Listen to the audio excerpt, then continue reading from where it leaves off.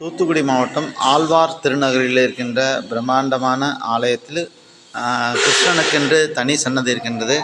மிகவும் அற்புதமான இந்த சன்னதி கல் மண்டபங்களால் ஆன சன்னதி. ராமேஸ்வரத்துலலாம் எப்படி நம்ம கல் தூணை பார்ப்போமோ அதுமாரி இங்கே கல் தூண், கல் மண்டபம், வந்து கிருஷ்ணனுடைய உற்சவமூர்த்தி வைக்கிறது கல் மண்டபம்.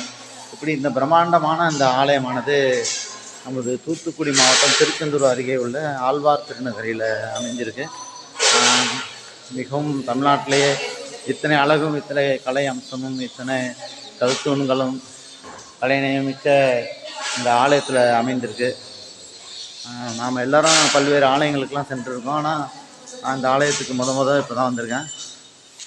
நீங்களும் ஒரு முறை ஆழ்வார் திருநகரில் இருக்கின்ற இந்த பிரம்மாண்டமான ஆலயத்துக்கு வாங்க. குறிப்பாக இந்த ஆலயத்தில் இருக்கின்ற